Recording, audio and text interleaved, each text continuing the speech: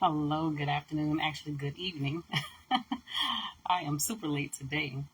It's just been a off day, but I'm going to come to a Bible reading Matthew chapter 17 from the New Living Translation, and we'll go ahead and get started. Hopefully, you can hear me well enough. I have my patio door open and I can hear the rain. So, anyway, 6 days later, Jesus took Peter and the two brothers, James and John, and led them up a high mountain. As the men watched, Jesus' appearance changed so that his face shone like the sun, and his clothing became dazzling white. Suddenly, Moses and Elijah appeared and began talking with Jesus. Peter blurted out, "Lord, this is wonderful. If you want me to, I'll make 3 shrines, one for you, one for Moses, and one for Elijah." But even as he said it, a bright cloud came over them, and a voice from the cloud said, "This is my beloved Son, and I am fully pleased with him. Listen to him." The disciples were terrified and fell face down on the ground. Jesus came over and touched them. "Get up," he said. "Don't be afraid."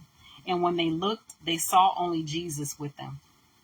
As they descended the mountains, Jesus commanded them, "Don't tell anyone what you have seen until I, the Son of Man, have been raised from the dead." His disciples asked, "Why do the teachers of religious law insist that Elijah must return before the Messiah comes?" Jesus replied, "Elijah is indeed coming first to set everything in order. But I tell you, he has already come. But he wasn't recognized and he was badly mistreated. And soon the Son of Man will also suffer at their hands." Then the disciples realized he had been speaking of John the Baptist. When they arrived at the foot of the mountain, a huge crowd was waiting for them. A man came and knelt before Jesus and said, "Lord, have mercy on my son, because he has seizures and suffers terribly. He often falls into the fire or into the water. So I brought him to your disciples, but they couldn't heal him." Jesus replied, "You stubborn, faithless people, how long must I be with you until you believe? How long must I put up with you? Bring the boy to me." Then Jesus rebuked the demon in the boy, and it left him. From that moment on, the boy was well. Afterward, the disciples asked Jesus privately, "Why couldn't we cast out that demon?" "You didn't have enough faith," Jesus told them. "I assure you, even if you had faith as small as a mustard seed, you could say to this mountain, 'Move from here to there,' and it would move. Nothing would be impossible." One day after they had returned to Galilee, Jesus told them, "The Son of Man is going to be betrayed. He will be killed, but 3 days later he will be raised from the dead." And the disciples' hearts were filled with grief. On their arrival in Capernaum, the tax collectors for the temple tax came to Peter and asked him, "Doesn't your teacher pay temple tax?"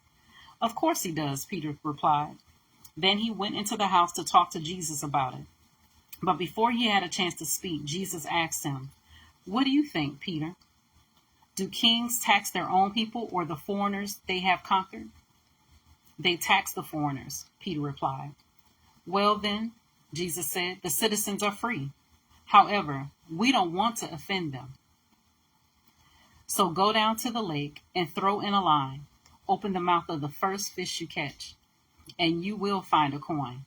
Take the coin and pay the tax for both of us."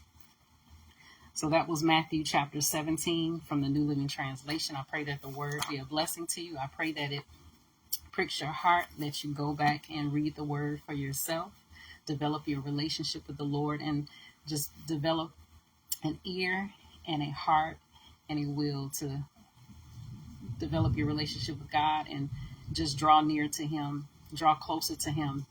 In these days, it's so important to be able to hear the voice of Holy Spirit, to be able to hear the voice of the Lord, and to be led by him. So you guys take care. God bless, and I'll see you tomorrow.